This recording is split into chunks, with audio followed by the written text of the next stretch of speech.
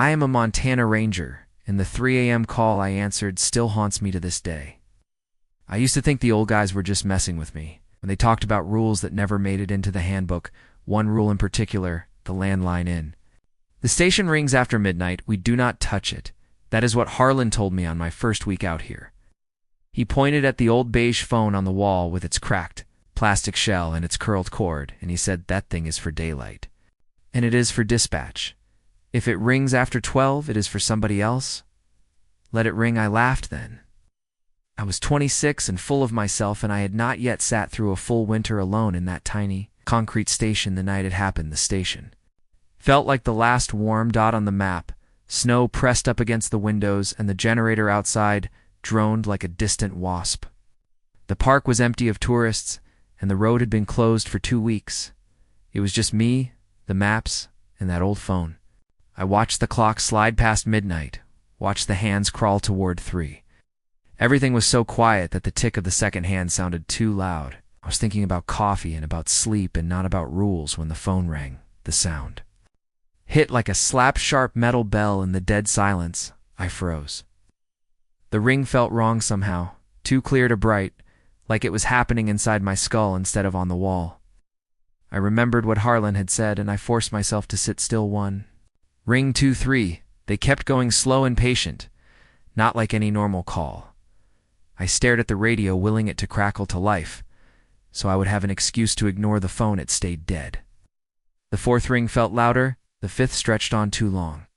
My mind started to picture a real person out there, some hiker who lost the trail, some kid at a cabin that could not reach 911. I told myself I would say one sentence, "Ranger station call dispatch," and hang up. That would be it. I stood, my legs stiff. The phone rang again. I grabbed the receiver just to stop the sound. "Ranger station," I said. My voice echoed in the small room. For a heartbeat there was nothing, just a hollow hiss. Then a whisper, "Hello."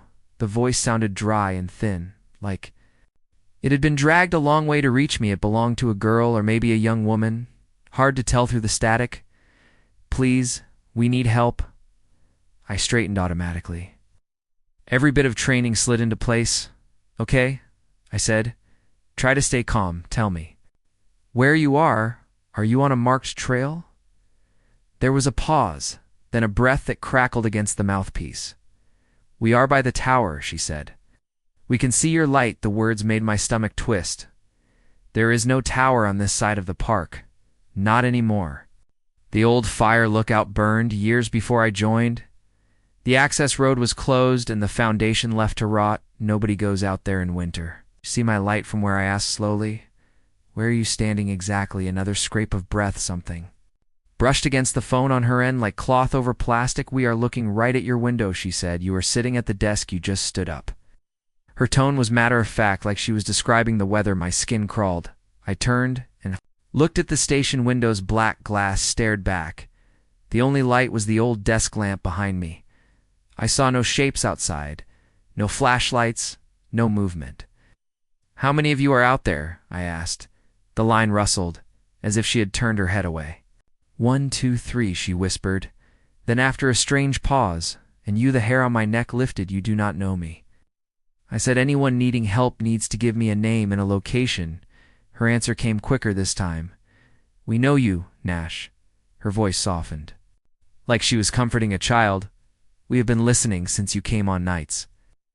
We hear you walk, we hear you breathe, we hear when you stare at the phone." I had not told her my name. I had not said where I was working. I tried to tell myself it was a prank. Maybe some bored local with a scanner and a story, and nothing better to do at 3 in the morning. My mouth still dried out. "How do you know my name?" I asked. The line crackled. The hiss rose under her words, like boiling water. "You left us." She said. "The tower was on fire, and you left us on the stairs." "We fell a long way, Nash. We still are falling. We caught the wires on the way down. That is how we talk now." My heart kicked hard against my ribs. Ow. My first thought was that she had the wrong guy, some other ranger, some old incident, but a picture slid into my head uninvited. The charred footprint up on the ridge where the lookout used to stand. The story every rookie hears about the 3 kids who broke in during a storm and never came Back to dead at the base, one who made it down and hung himself days later after muttering about bells and voices. The tower burned in '98.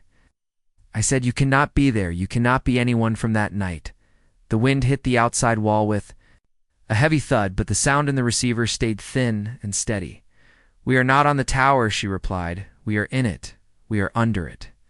We are in every call that goes through here after midnight. You left the door open, a deep throb rolled through the line, then like a distant bell, I felt it more than I heard it. The lights over my head flickered once the heater coughed and fell silent. Cold rushed in to fill the room on the wall across from me. Something seemed to swim into focus. There was no doorway there on any plan of the station, but my eyes kept catching a tall, narrow outline. A frame of dark inside that frame, I thought. I saw gray sky and black timber, and a small room high above the ground lit by a single swaying bulb. 3 bent shapes clung to the ruined railing outside. They turned their heads in unison as if scenting something. One of them lifted an arm that had too many joints and pointed straight at me. The voice in my ear dropped to a murmur. "Come up, Nash," it said. "The stairs are gone, but you can follow the line. You are halfway here already." Harlan chose that moment to slam through the station door. The spell broke the image, smeared away, and became only cinderblock again. He took one look at me, and at the phone pressed to my ear, and he cursed so hard his voice shook. "Put it down," he barked out loud, not through the radio. Now. I ripped the receiver from my head as if it had teeth. The plastic felt hot. My ear burned the second the connection broke. The bell tone in my skull cut off the overhead light, steadied the heater, shuddered back to life. I stared at the dead phone in my hand and heard nothing. No breath, no voice, only my own ragged breathing. Harlan crossed the room in 3 strides. He did not touch the handset. Instead, he took a roll of tape from a drawer and wrapped the whole unit again and again until the cradle and receiver were mummified. He would not let me plug it back in. "That was the old line," he said finally. His face looked years older than it had that afternoon. "We should have ripped it out, not just hung a rule over it. We thought not answering was enough." Maybe it was until tonight he told me the story of the tower again, this time without the jokes, the kids, the fall, the fire, the ranger who listened too long to a voice that knew his name. Then he looked straight at me. "You gave it away in," he said, quiet as snow. "But you also let go. Most do not. From now on, you follow the rule, even at home if something rings after midnight and your bones feel wrong, you do not answer. Not the station phone, not your cell, not anything." I nodded, and I meant it that night. Months later, back at my cabin, my phone lit up at 3:07 in the morning. Unknown number, no ringtone. No vibration, the screen just glowed steady in the dark. My ears started to burn long before I picked it up. I did not answer. I watched it until the light went out, and the record of the call vanished, like it had never happened. The silence after felt full of breath. I still patrol the ridge where the tower stood. I still sit nights in that concrete box and listen to the wind and the radio. I follow every rule in the book, and the one that is only written on an index card. If you ever find yourself alone with an old ringing phone in the small hours, remember this. I am a Montana Ranger, and the 3 a.m. call I answered still haunts me. I got a second chance when I put that receiver down. You might not, so let it ring.